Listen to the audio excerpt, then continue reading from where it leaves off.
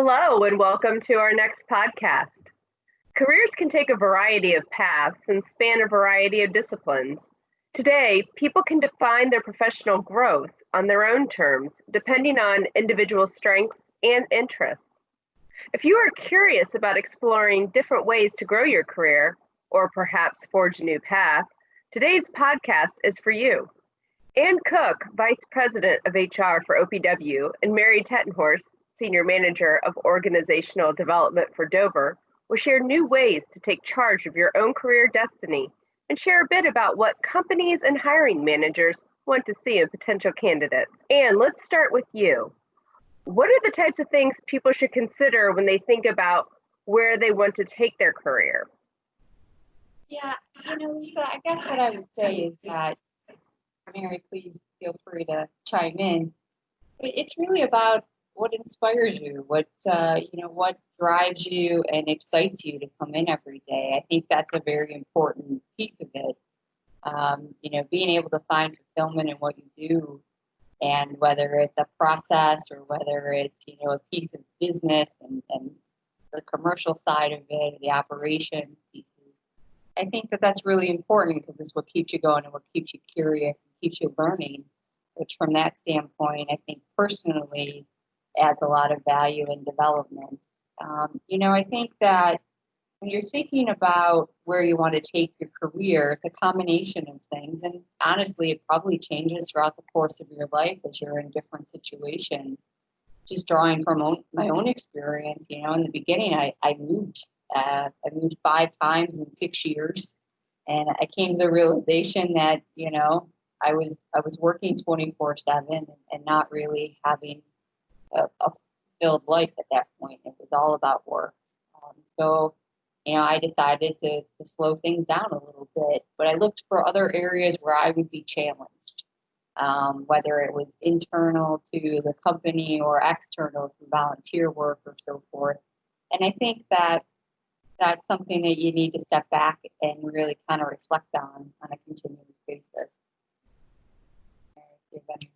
Yeah, I would say to build off of that, it's certainly what you're passionate about, what you enjoy doing. I would say kind of the career sweet spot, as I would call it, is kind of the intersection of, well, what are you good at?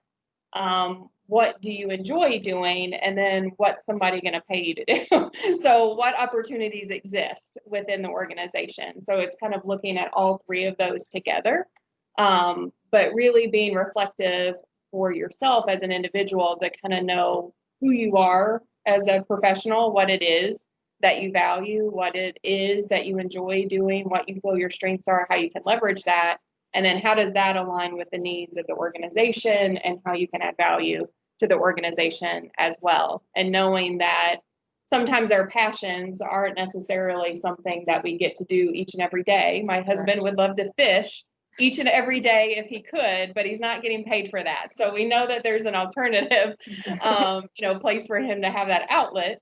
But it's really thinking through that. And as Ann said, a lot of nonprofits are looking for people not only to work there full time, but also volunteering. And I know we both volunteer in a number of capacities as well that maybe tap into some of those passions that we know we're not going to get paid for.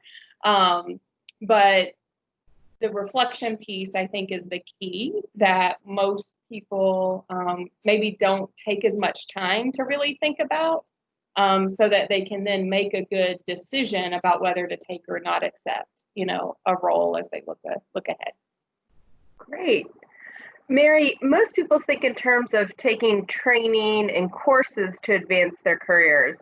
With all the courses available today, how can people begin to narrow down the list and focus on what will drive their career further? And also, what are some non-traditional ways people can grow their professional skills?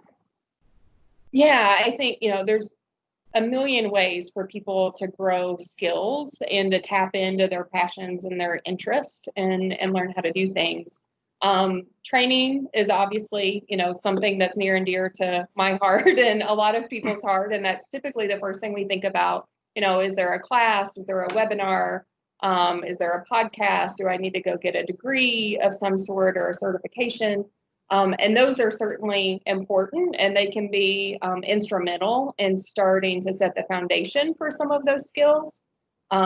We encourage people to think more broadly. So outside of the more formal education or training, thinking about the broader view. So the Center for Creative Leadership has a model they refer to as 70-20-10. So it's a model for learning that really highlights the complement of a lot of different ways to learn and the value that it brings.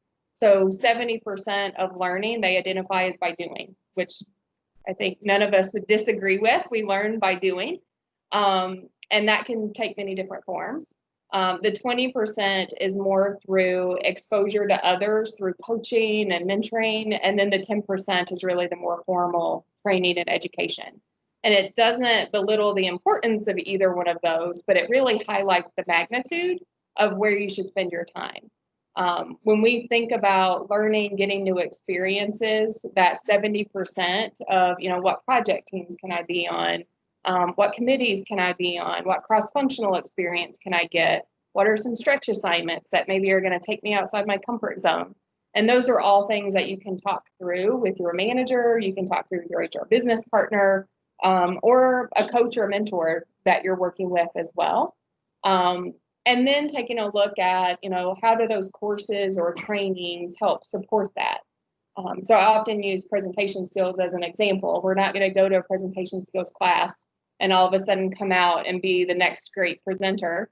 But it's going to give us the foundational tips that we need, maybe even some practice that we need, some feedback that we need on things that we need to improve.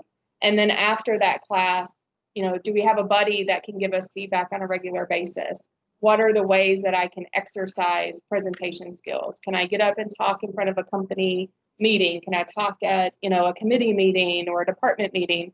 Those are the complement of all three of those together are what really drives successful learning, and really being able to kind of specialize and become more proficient in a skill.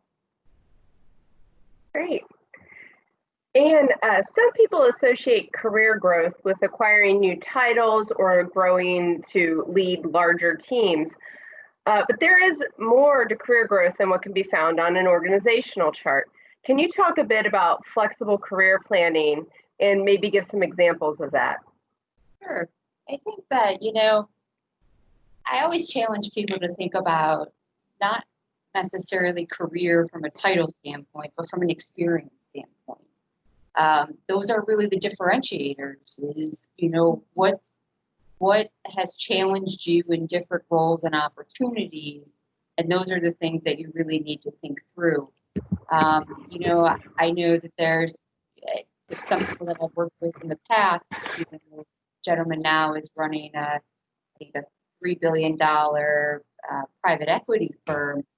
He started off honestly as a signaling engineer, so basically doing rail signaling projects, and just took opportunities, whether they were leadership opportunities, project-based opportunities, to kind of increase his exposure. And I think, although it was always rail signaling and the title stayed the same, if you talk to him, he could tell you about the different complexities that he signed up for.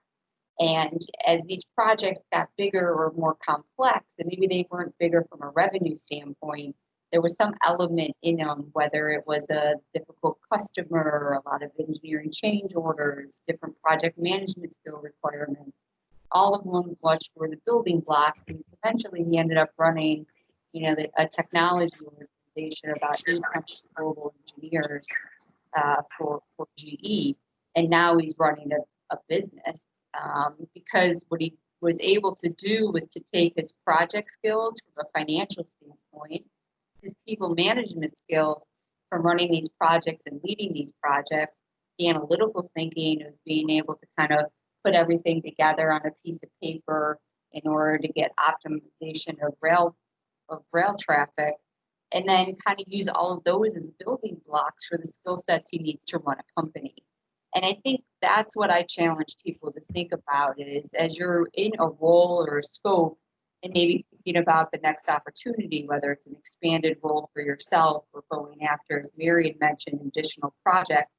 What are the skills that you're going to, deposit into your bank and say, okay, this is what I'm going to draw on for the next opportunity.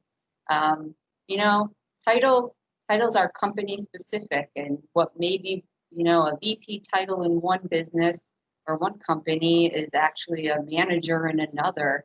So I always challenge people to think about, what would you actually say you achieved and what were the skills that you obtained in something?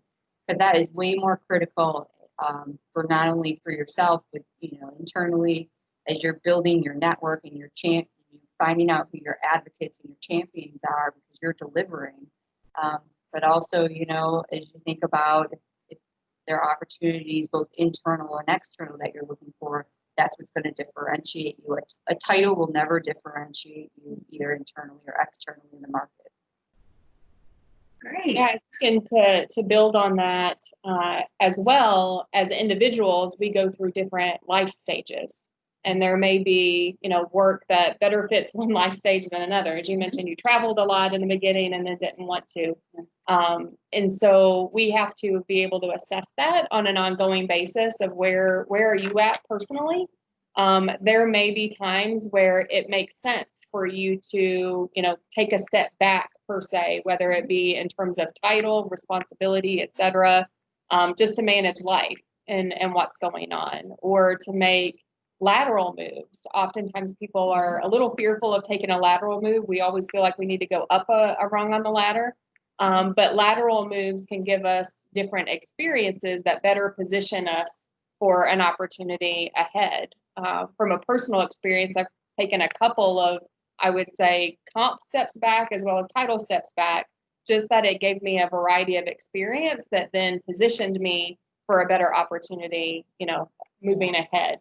And so really being mindful of that and understanding where you are at personally, and then what opportunities exist. It may be okay that you're taking a step back or you're taking a step across, and looking at more of the, people use the analogy career lattices or a climbing wall. There's more than one way to get from point A to B. And sometimes it's figuring out what that unique path is for you. Yeah, and I would echo exactly what Mary said. I mean, personally, I probably took 4 roles that were lateral, then took a global role that was outside of a day-to-day support, client supporting role in HR, and then went back into so I basically went lateral, up a step, and then back down to an HR role. But, going back to that point, each one of them had different experiences. One, I was supporting operations. The next one, it was an engineering group. The next one was commercial. So that when I could get into the next big opportunity, I would have every aspect of the business piece I would understand it and understand how it operates. And I think,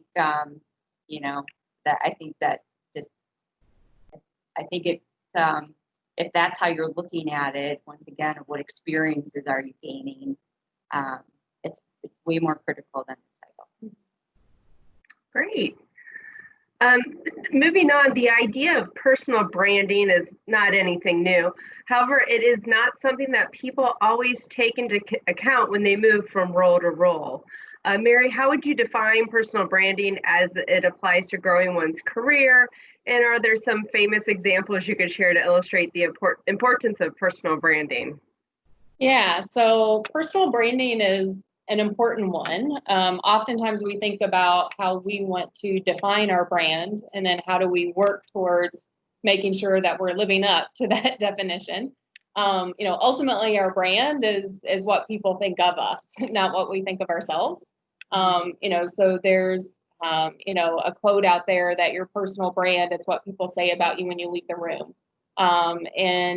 Really it is important for us to think about what we want that brand to be. What kind of leader do we want to be known for? What are the strengths that we want to be known for? What's the value, character, et cetera? What is that package?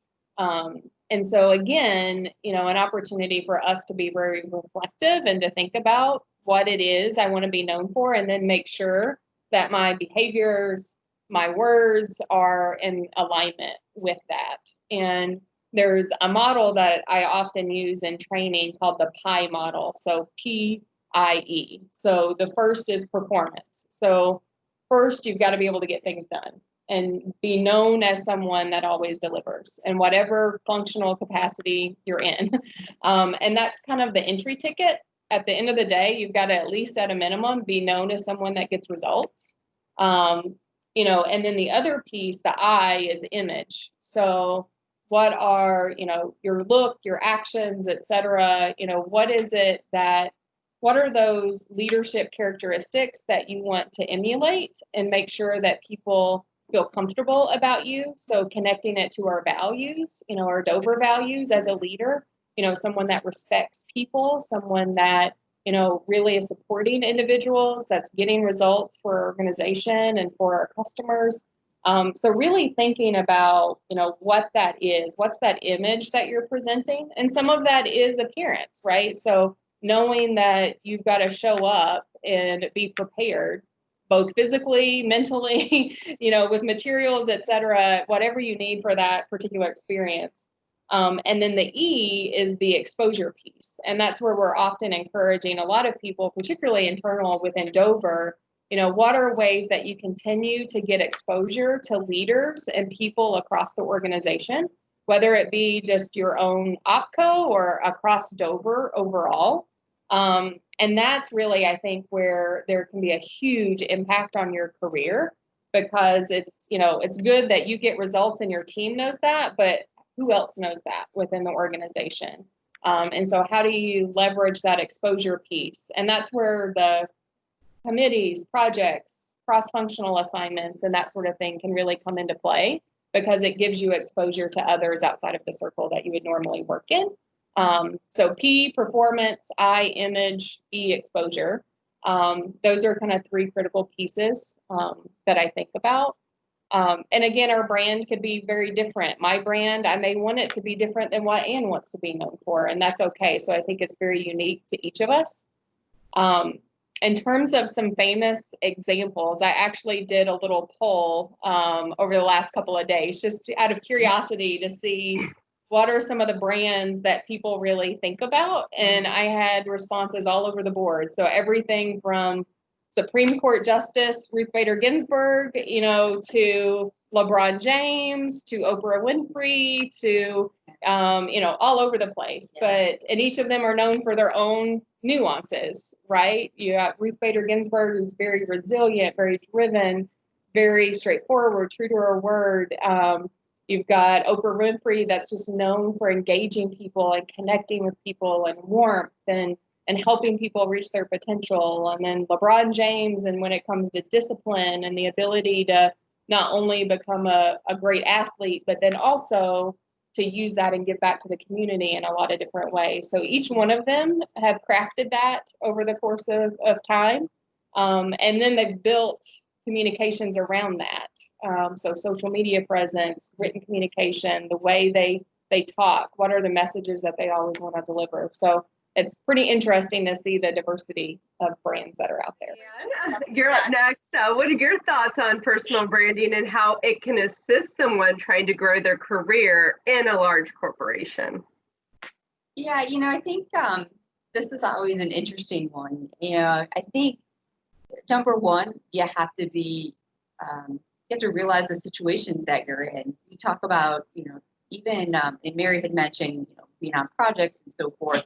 But think about it if you ever attend a class, whether it's an internal Dover, you know, OPW course, you know, A3 training, one of the sales or endeavor classes, or anything that's been hosted kind of locally, or anything at the Dover level, how you present yourself, how you engage with other people, how you participate in the class, all of that is a reflection that of you and the impression that you're leaving on other people within your organization and within Dover. You know, we sometimes, you know, we do social events after hours, or after, you know what, you're still with work people. And to be honest with you, you know, that is, you can leave a positive, or you can also, I've seen people's careers be ruined just based off of not knowing who you're around and the audience that you're with. So I think, you know, you really need to think about the fact that, yes, this is, you know, whether I'm in an opportunity to learn and I just want to focus. You know, some of us are introverts. I am a hardcore introvert. But you know what? I have to consciously think about the fact that I'm in a group setting and I need to be engaging. And I need to find my comfort level and be able to, you know, engage and speak up in a meeting, or whether it's, you know, raising your hand and participating in the class. Those are things that I think are all part of developing your brand and getting people to know you. Now there's also an authenticity that has to happen with it that I think, you know, sometimes people try to overbrand themselves. So you also, it is a balance without a doubt. But those are the opportunities that you should be thinking about it, you know, in my opinion, as if you're in something that is a work-based function around your colleagues, whether they're your peers or they're, you know, managers or, you know, anybody within the organization, how you project yourself and how you engage with others is an everlasting memory that can be both very advantageous or can actually derail your career very quickly. So those are kind of the things that I would say you need to be thoughtful of from a personal branding perspective. I would say that how can it assist you in growing your career? I think how, you know, it goes back to if you're delivering your results, how are you making sure that you're being noticed with it?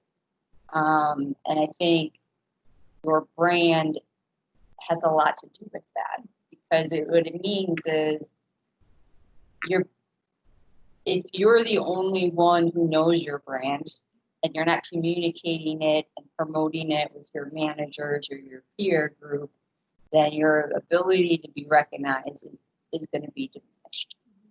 So being able to put yourself in situations and get broader exposure is really critical. Yeah, and I think just to emphasize the authenticity part of it, I think that you hit the nail on the head with that one, that sometimes we try to develop a brand that we think people think we should be. And that's what a leader looks like. And, you know, the really great leaders that we often think about are just people that are truly authentic to themselves, and they may even have their own quirky attributes. But that's part of what makes them them. But not letting that go by the wayside. So certainly there are things about a leader, right? We need people to be professional, respectful, etc. But don't be afraid to let kind of the uniqueness that makes you stand out, because that may be the one thing that people remember about you, and really help to drive, you know, your brand forward. I've seen things even as silly as, you know, there's one facilitator here in the greater Cincinnati area that she always has this, you know, a blazer on. That's her signature. When she's facilitating, she always has a blazer on and has this really cute pin on. And she's kind of quirky and kind of funny and, you know, things like that. But that's what people love about her. You know, so don't let those things be afraid, you know, to shine through. Great, all great advice. For our final question, to both of you, what is it that makes a person stand out as an obvious choice for career opportunities? Anne, how about you go first? Sure. I think there's a couple things. You know, I think you have to have proven results, right? You have to deliver without a doubt. And then the other piece I would say is being well-rounded and being curious. You know, I think if I look back and I talk to people, what always sets someone apart is the fact that they seek out opportunities. They're curious to learn. They're curious about things outside of their realm, because, you know, they want to ask questions and they want to continue to develop. But part of that curiosity means that those folks often bring a broader insight into a situation. and can look at things in different perspectives, whether, it's an engineer looking at something more from a commercial side, or because, they're just curious. Maybe a personal story here is, if I look back at my career and I pick one person who probably was the most influential in where I am today, getting me here, it wouldn't be someone in HR. It's actually someone in operations. I was at a site that was a turnaround situation. We were losing money. And the ops director sat down with me and walked me through financials and kind of walked me through all the little pieces of, kind of where, from a bill of materials and from a cost accounting standpoint, how where we were losing money. And it wasn't in people. It was actually in material costs and quality errors. And, your first reaction is, okay, at least me growing up, it was okay, headcount. If you're not making money, it's usually the first, unfortunately, thing that people think about. And it just really opened my eyes to say, holy cow, like there's a whole nother world. And to really understand the scope of the issue in front of you, you have to have a broader perspective. And I think, that for me is by far the most influential person, because it just made me curious about other aspects of every piece of the business. And I think that has been, that was very, very much an important piece in my development.